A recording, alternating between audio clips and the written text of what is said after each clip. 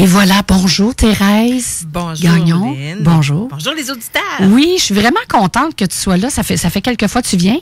Puis, on apprend toujours énormément avec toi, Thérèse. Donc, bienvenue à l'émission. Merci. Bonjour Peter et Diane. Vous êtes mari et femme. Vous venez ensemble ce matin. Ce qui est arrivé, on s'est rencontrés la semaine dernière pour pouvoir discuter un petit peu du contenu de l'émission, jaser, parce que je vous connaissais pas. Vous connaissez juste de vue puis via le Facebook. Et quand on s'est jasé, moi, j'avais l'intention de vous avoir tous les deux en entrevue, sauf qu'on a réalisé que vous avez tellement de choses à dire chacun. Vous êtes tellement dans deux branches. Vous travaillez en croissance personnelle, en spiritualité, tout ça, mais vous avez comme deux créneaux vraiment différents, ce qui fait qu'on a décidé de maximiser aujourd'hui l'entrevue sur Peter. Puis Diane, ben on va t'avoir plus en 2019. Tu m'as dit que tu allais publier un livre bientôt. Fait qu'on va se donner cette excuse-là pour vous réinviter, mais mettre la lumière sur Diane la prochaine fois. Donc, écoutez, quand je vous ai rencontré, j'avais comme une petite idée de votre énergie, parce que moi, je me connecte à l'énergie, mais j'ai été agréablement surprise quand je vous ai rencontré. Puis jasais avec vous. Moi, je pensais vous jaser un petit 15 minutes vite, là, mais impossible avec vous deux. Vous êtes tellement charmant, vous êtes gentil, spontané, authentique, et un petit peu intense, mais d'une belle intensité lumineuse, je dirais. Donc, je suis très contente de vous faire partager qu'est-ce que j'ai entreperçu avec vous la semaine passée quand je vous ai jasé avec les auditeurs. Donc, bienvenue Peter et Diane. Comment ça va, Peter, toi, avec ta musique? Est-ce que t'es venu avec une musique en tête ce matin? Pas vraiment. Tu sais, non. Quand on est toujours baigné là-dedans depuis l'enfance. Oui, c'est ça. C'est tout à fait normal. Hein. C'est ça, je me demandais quand on est musicien puis compositeur, est-ce que la musique est toujours dans notre tête? Y a toujours une petite sérénade ou une petite chanson qu'on fredonne dans notre tête intuitivement ou peu importe, parce qu'on va en parler un peu de ton comment tu fais ta musique. Mais c'est pas constant parce que on va le voir plus tard, que je suis varié. Donc, il y a des moments où je suis musicien, mais j'ai aussi d'autres chapeaux, dépendamment de qu'est-ce qui se passe. Oui. De la même manière qu'on peut être un père de famille ou on peut être un employé au travail, par exemple. C'est vrai. Puis écoute, on va te présenter officiellement aux auditeurs. Écoute, Peter, je disais tantôt que tu es musicien, compositeur de musique angélique. Tu es maître en hypnose alternative et maître enseignant en Reiki spirituel. On va parler de ces trois aspects-là dans l'émission aujourd'hui. Tu es un musicien vraiment inspiré qui a plusieurs albums à ton actif. Combien tu en as? Tu m'as dit 19. J'avais-tu bien compris la dernière fois? Ben, j'en ai 19. 19 albums? Après ça, j'en ai fait 6 aussi avec Diane, donc je suis rendu à 25 à peu près. Quand même, très prolifique. M. Clairin, il œuvre à ouvrir les cœurs afin que les énergies des archanges Raphaël et Gabriel pénètrent votre cœur. Cette vibration d'amour universel a le pouvoir d'éveiller votre conscience à un niveau plus élevé. Notre invité propose aussi de l'accompagnement en hypnose spirituelle et du Reiki spirituel pour aider les individus dans leur cheminement spirituel. Et il y a aussi Diane Boucher qui est avec nous, qui est médium, auteure, enseignante, conférencière, guide spirituel. Bienvenue. Puis je suis vraiment contente parce que quand on s'est parlé, Diane, je vais commencer avec Diane, si tu veux bien, Peter. Oui. Diane, elle nous a parlé comment vous vous êtes connus, comment vous êtes rencontrés, parce que vous êtes un couple qui travaille dans la spiritualité, chacun à votre manière, mais je trouve que c'est assez complémentaire. Vous formez un couple depuis combien d'années, Diane? On est ensemble depuis 15 ans. Puis on est mariés, ça va faire un an le 28 novembre. OK. Puis comment vous êtes connus? C'est quoi l'étincelle qui a fait que vous êtes ensemble aujourd'hui? Je vais tout te compter ça, mais je peux-tu prendre une minute pour remercier les gens de Berry qui m'écoutent, ma sœur, les gens de Hearst, parce que je viens de Hearst. Il y a beaucoup de monde de Hearst en ce moment. En Ontario? Qui sont en train de m'écouter. Puis, on va les saluer. C'est le fun d'avoir des auditeurs ailleurs que le Québec. Ben oui, parce que Hearst, c'est français. Oui, c'est ça. C'est vraiment français. Et toute ma gang aussi en Europe. Juste leur dire un gros coucou. Ah, bonjour. Que je les aime toutes. Bonjour, les Français, les Belgique, la France. Les deux. Les deux, France et Belgique. Ben, bonjour tout le monde, les auditeurs de là-bas qui nous écoutent ce matin ou qui vont nous écouter éventuellement via le podcast. La Suisse aussi. La Suisse, bien bonjour. Hey, on est une belle gang ce matin. Oui, puis c'est ça, je voulais leur dire tout un gros hi, un gros bonjour. Puis là, OK, là, je vais aller avec comment que moi et Pete, on s'est rencontrés. c'est, comme je viens de dire, je viens de la ville de Hearst, qui est une petite ville. Et moi, j'entends de la musique depuis que je suis toute petite. Mais j'ai jamais été capable de jouer ou de prouver cette musique-là. Et il y avait pas grand magasin à Hearst, là. Il y avait le magasin Sears, dont le catalogue, puis quand tu le prends, ben il y a des cochonneries qui tombent à terre, là, d'autres papiers. Puis il y avait une affaire qui venait du BC où que tu pouvais apprendre à jouer du piano ou de l'orgue ou quelque chose comme ça, des cours par correspondance. J'ai dit, tiens, je vais essayer ça, parce que j'ai dit, il y avait quelque chose qui ressemblait à ça dans la musique et j'ai essayé de prendre des cours. Et j'ai moffé comme de raison. Ça prend un mois pour savoir que je jouais même pas les notes à l'endroit, là, j'étais à la bonne place. Ça fait finalement, j'ai démissionné puis j'ai dit, gars, la musique, c'est pour moi et c'est tout. Et je suis déménagée à Québec, à Lévis au début. Et Peter, quand j'ai connu Peter, à travers de justement soit des cours ou des conférences ou des choses comme spirituelles, Peter, il m'a passé 5 CD. Et puis il dit, écoute ça. Il dit, je suis musicien, mais je fais de la musique. J'ai dit, pas de problème. Et dans ce temps-là, je restais en appartement à Lévis avec mon chat, Monsieur Caprice. Et j'ai mis les CD dans ma petite chambre de méditation, parce que j'ai toujours une petite chambre de méditation n'importe où je déménageais, dans le Gado Blaster, dans la patente à écouter de la musique.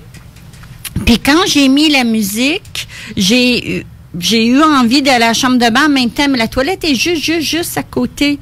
Donc, à travers du mur, j'ai entendu la musique, mais j'ai dit, mon Dieu, c'est la musique à Pépé, ça.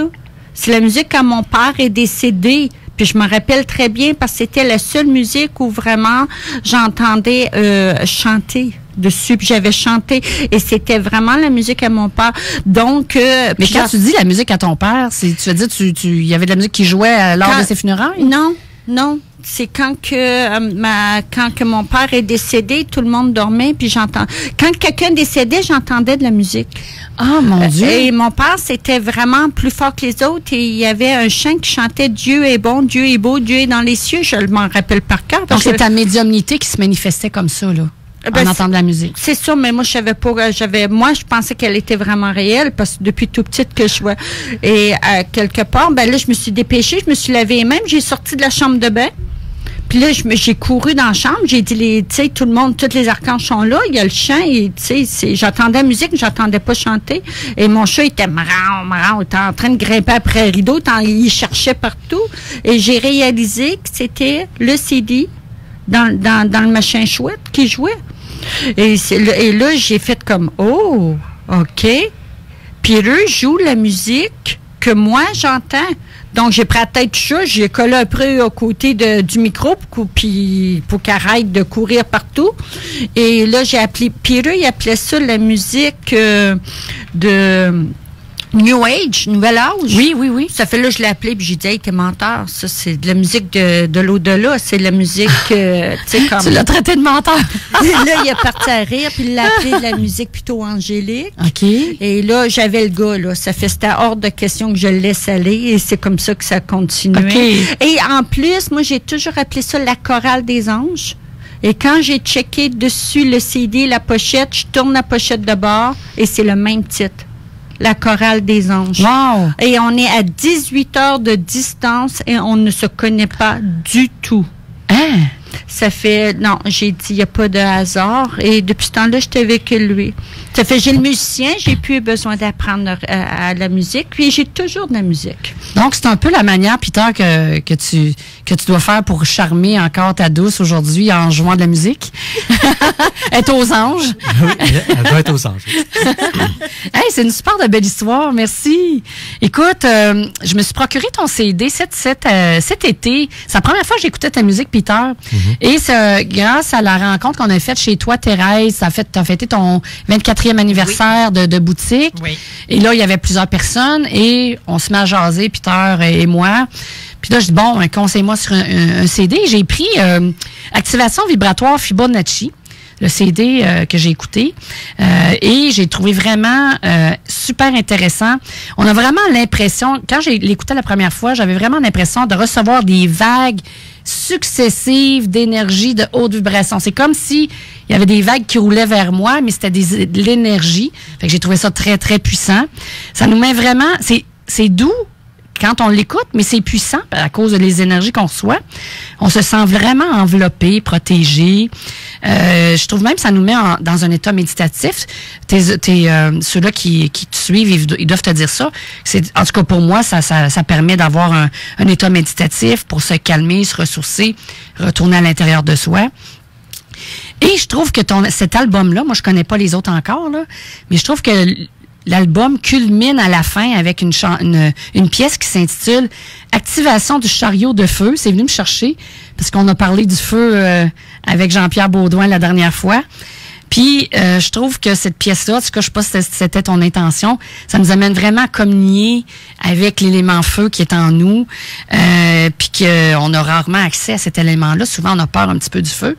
Mais je trouve que cette pièce-là m'a vraiment amené à me joindre à ça. Donc, moi, là, j'ai décrit ton CD, mais j'aimerais ça que toi, tu décrives ta musique. Comment tu l'aperçois?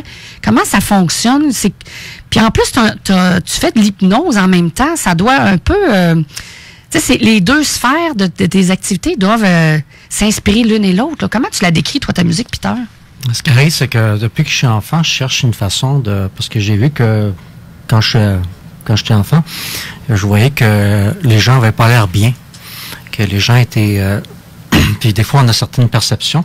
Alors, je voyais que les gens avaient un petit côté un peu de... où ils avaient comme un masque et ils restaient beaucoup après leur masque. Puis moi, j'étais capable de voir comment est-ce qu'ils étaient en arrière. Mais là, si je leur disais, ben souvent, ça les déstabilisait, surtout quand tu es un enfant, puis tu dis ça à un adulte. Alors, tu apprends à rentrer dans le rang pour faire ce qu'il faut.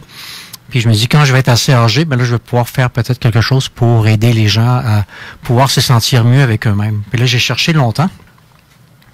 Fait que c'est sûr que la partie que les gens appellent spirituelle, je l'ai toujours eu depuis que je suis enfant. C'est quelque chose qui était naturel pour moi. Dans l'adolescence, déjà, je savais qu'on avait plusieurs vies, qu'on se réincarnait, puis le but, c'était de nous améliorer, puis évidemment, quand on est suffisamment avancé, là, on peut aider son prochain. Parce que souvent aussi, quand on a vécu, comme quand tu as une enfance qui est difficile, c'est l'âme qui choisit ça pour... Quand tu transcendes les difficultés, après ça, t'es la meilleure personne, t'es une bonne personne outillée pour pouvoir aider les autres. Alors, après ça, tu passes à l'étape où tu veux aider. Exemple, quelqu'un qui a bu toute sa vie de l'alcool, si un jour il s'en sort, ben, il va être le mieux outillé pour pouvoir aider ceux qui essayent d'arrêter de boire, etc., etc. Donc, il n'y a pas d'hasard pourquoi les choses se passent comme ce qui doivent se passer dans notre vie. Après ça, ben, j'essaie de voir c'est quoi, dans quelle façon je pourrais aider. Alors, oui, je m'intéressais beaucoup à des choses spirituelles. J'ai appris à travailler en énergie et ces choses-là. Mais à un moment donné, vu que je fais de la musique depuis que je suis enfant, puis que c'est quelque chose que je joue une douzaine d'instruments, c'est assez... Moi, ça, je me demandais, tu jouais déjà des instruments quand tu étais jeune? Oui, ben, à partir de quel âge ça ressemble à quoi? Mettons que c'est parce que j'étais très chanceux. J'étais dans ma famille, on avait beaucoup d'instruments qui traînaient ici et là. Fait que quand tu as des instruments qui traînent, ben c'est normal d'aller les essayer quand tu es musicien. Alors, mon père, lui, il jouait dans une fanfare. Et puis, ce qui arrive toujours dans une fanfare, c'est que ça finit par finir. Puis, il a réussi à avoir les instruments vraiment pas chers. Donc, je commençais à souffler dans un tuba, puis tout ça, les corps français, trompettes, toutes ces choses-là. Puis, mon père, ben, il y avait un piano. Puis, quand il était pas là, j'allais jouer dessus. Après ça, il y avait un orgue, et puis une guitare, toutes ces choses-là. Donc, j'étais déjà habitué à jouer, à aller sur beaucoup d'instruments. Puis, à force de jouer dessus, ben, tu finis par apprendre comment ça fonctionne, tu sais.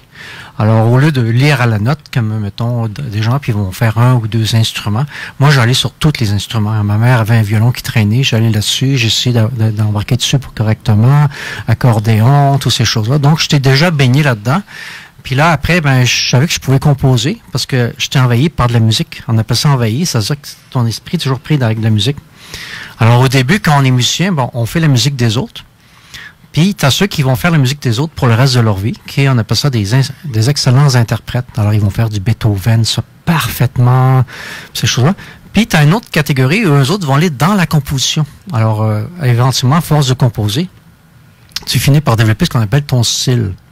Fait que là, j'aurais pu faire n'importe quoi, du rock, de ci, puis j'ai même joué dans des groupes, ces choses-là. Mais à un moment donné, tu reçois, parce que dans mon cas, on appelle ça l'appel de l'âme. Alors là, l'appel de l'âme arrive. Et là, c'est ce qui m'amène à finalement dire, bon là, ça serait important que je fasse de la musique pour aider les gens à pouvoir aller à l'intérieur d'eux. Parce que la majorité des gens vont vivre par rapport à ce qui se passe à l'extérieur d'eux. Puis ils vont réagir à ce qui se passe à l'extérieur d'eux. Puis rarement voir c'est quoi qui se passe en dedans. Puis comment je peux arranger ça pour ensuite le refléter en dehors de ma vie, dans tout ce que je vis, dans toutes mes cellules, mais après ça, dans tout ce qui est ma vie. Puis après ça, ça n'a été que des confirmations, parce que j'ai commencé ça fait peut-être 35 ans, ou ces choses-là. À faire de la musique, à composer? Ben, j'ai composé, ça fait plus longtemps que ça encore, mais disons, ça fait très longtemps. Okay. Mais à un moment donné, je ne sais plus combien, on compte les années. Alors, au début, je faisais des chansons, une chanson où je chantais avec la réincarnation, ces choses-là. Mais finalement, je me suis dirigé plus avec de la musique que j'ai fini par choisir les synthétiseurs. Parce qu'avec les synthétiseurs, tu choisis vraiment les fréquences. Tu as une possibilité de fréquence. Le synthétiseur a deux fonctions. Un, c'est d'imiter des instruments comme le piano, ces choses-là. Puis l'autre, c'est d'aller chercher les fréquences spéciaux qui sont très difficiles à aller chercher avec les autres instruments. Quand tu parles de fréquence, qu'est-ce que c'est pour ceux qui ne connaissent pas ça? Là? Ben, par exemple, tu vas avoir une espèce de son qui va faire ah. Alors, tu as l'impression que c'est du chant avec des violons, avec la harpe, tout ça. Mais c'est pas vraiment ça, c'est encore autre chose. Alors, quand je parle des fréquences, c'est des sons qu'on n'est pas habitué à entendre. On appelle ça les fréquences comme alpha, theta, ces choses-là? Ça, c'est une autre affaire. Je vais en parler dans quelques secondes. OK. Mais c'est des sons qu'on n'entend jamais habituellement. Et d'après, quand j'ai discuté plus tard, bien des années plus tard avec Diane, c'est comme ça qu'elle les entend l'autre côté. Mais c'est juste qu'ils n'étaient pas encore inventés. La chose qui était le plus proche, c'était la harpe puis certains instruments. Mais les synthétiseurs sont vraiment rapprochés le plus possible. C'est ce qui fait que je suis allé vers les synthétiseurs.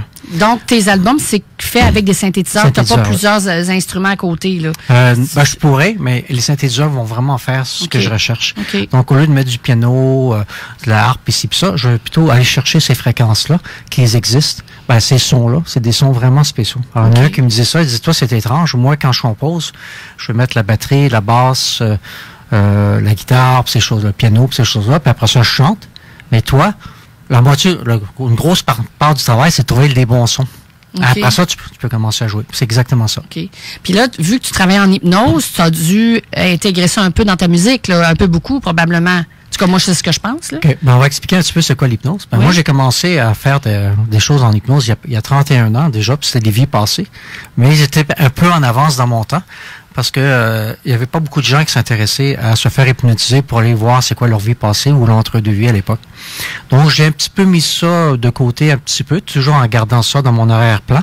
Puis, ça m'a permis quand même de composer 19 albums ou 25 albums. Quand même. On ne peut pas tout faire en même temps. Parce qu'en même temps, j'avais un emploi à temps plein de 40 heures par semaine où je travaillais à Radio-Canada aux nouvelles, donc qui m'amenait un petit côté plus à terre. Et là, après ça, quand j'ai commencé à faire ces albums-là, oui, l'hypnose, c'est sûr que ça va ensemble, c'est plus comme la méditation. Donc, on va expliquer rapidement c'est quoi. C'était des découvertes qui ont été faites. Donc, quand tu t'en vas en alpha, l'alpha léger, c'est la méditation. L'alpha moyen, c'est l'hypnose ordinaire, genre quand tu vas prendre une cigarette dans ta bouche, ça va goûter mauvais. Bon, ça, c'est l'hypnose normale. Et l'alpha profond, là, tu t'en vas faire des vies passées. Puis là, après ça, quand tu t'en vas en theta, ben là, c'est vraiment l'entre-deux-vies. Ce que, en psychologie, ils ont la psychologie moderne, la psychologie spirituelle, ils ont appelé ça la supraconscience, qui est finalement l'âme, ce qu'on parle depuis 10 000 ans dans les autres religions, genre bouddhistes et ces choses-là. Donc, ça résume pas mal. Alors, c'est sûr que moi, j'ai commencé par faire des albums qui font juste calmer le petit pompon qui est déjà pas mal. Mais après ça, j'ai travaillé d'autres thèmes parce qu'avec sur 25 ans d'études, d'observation et d'expérimentation, les albums vont aussi se transformer. Puis ce qui est le fun, j'ai regardé sur ton site internet paradissurterre.com. J'ai tout vu les titres de tes albums, puis j'aime beaucoup les titres. Alors, je vais en nommer quelques-uns pour donner une idée aux auditeurs. Il y a un album qui s'appelle Amour, Ascension, Chakra multidimensionnel, Famille d'âme, Harmonisation des 8 chakras, Hiérarchie angélique, Ho'oponopono, Musique d'onde theta, c'est intéressant. Paradis sur Terre, ça va bien avec ton site et ce que tu fais. Musique d'induction hypnotique, c'est intéressant aussi. Oui. Fait que c'est tous des titres que... c'est quoi ton processus créatif quand tu tu conçois ces albums-là? Là, j'ai nommé quelques noms. Est-ce que tu prends un thème en premier, puis après ça, tu travailles là-dessus, ou ça vient naturellement à toi? C'est plus que ça vient naturellement à moi. De temps en temps, ça va arriver que j'ai un thème, mais la plupart du temps, ça vient naturellement. Okay. Même des fois, le titre, il arrive seulement après. Okay. C'est vraiment drôle, ça. Donc, c'est jamais pareil d'une fois à l'autre. Est-ce que tu fais ça tous les jours ou c'est vraiment des blocs de temps que tu prends pour créer cette musique-là? Disons que dans la vie, des fois, on a un côté de notre cerveau qu'elle est beaucoup plus intuitive. Le côté le plus connu, c'est le côté rationnel qui est dans le monde, qui est basé beaucoup sur la survie. Donc, quand on est beaucoup sur la survie, dans la majorité des gens, ce qui va arriver, c'est qu'on est habitué à simplement éteindre des feux. Ouais. Donc, quand on entend parler les gens, on va dire hey, je suis tellement occupé, je suis tellement pressé, j'ai jamais le temps. Quand ils vont conduire, ils sont pressés, ils vont klaxonner. Puis tout le temps, ils vont tout le temps être pressés. Donc là, c'est le cerveau gauche, puis c'est au niveau analytique. Puis quand on respire là-dedans, ben on fonctionne seulement partiellement avec notre possibilité. L'autre partie du cerveau, qui est le cerveau intuitif et imaginatif, on passe par l'imagination, qui est le clapet de l'intuition. Puis là, après, on peut aller dans les autres parties sensorielles que les gens appellent le sixième sens. Puis alors là, on m'en est. Puis là, enfin, parce que le cerveau gauche, c'est basé beaucoup sur le passé et l'intellect, donc l'aspect analytique. Donc, tu vas beaucoup te baser sur il est arrivé ça, donc il faut que je fasse attention. Cette personne-là ressemble à celui qui m'a vraiment été méchant avec moi il y a longtemps, donc je vais être méchant avec. Donc, on est toujours en référence par rapport au passé. Puis le futur qu'on imagine est toujours basé encore sur le passé. Donc, on reste toujours, on est pris. Durant ce temps-là, on n'est pas dans le présent. Alors, pour être dans le présent, bien évidemment, les gens ils vont dire, il faut que tu cultives. Parce que tu as beau dire, je veux avoir la paix intérieure. Quand les gens ils disent qu'ils veulent avoir la paix, c'est parce qu'ils veulent se débarrasser de certaines personnes en pensant que ça va régler leurs problèmes. Il y a même des gens qui vont dire, il faut que je sorte les gens de ma vie. Oui, mais tu peux pas sortir tout le monde de ta vie parce qu'on vit en société. Alors, l'idée, c'est plutôt de comment faire pour aller cultiver. Donc, c'est comme un jardin, c'est comme quand tu alimentes un feu. C'est quelque chose qui prend un certain temps, mais qui en vaut vraiment pas, il en vaut pas la peine, il en vaut la joie. Et c'est un temps, puis ça, c'est du temps qu'on prend pour nous. Donc, tu prends du temps pour te nourrir, te ressourcer régulièrement, puis à un moment donné, ça se place automatiquement pour toi. Fait qu'il n'y a pas vraiment de temps précis, là. Exactement. Tu ne fais pas une routine, parce qu'il y en a qui c'est ça qu'ils font. Ils se font des routines ou des périodes de temps. En fait, tu te laisses vraiment aller guider pour réaliser ta musique, c'est ça? Ben, c'est un petit peu comme quand ça arrive, c'est un peu comme si c'était envoûté. Oui. Des fois, comme une fois, je m'étais réveillé à 1h du matin. C'était plus fort que moi, Là, je me suis mis à composer ça, puis vers 5h du matin, j'avais fini. J'ai sauvegardé ça. Je me suis couché, puis je l'ai écouté juste 4 ou 5 jours après. J'ai dit, c'est bon. Tu sais.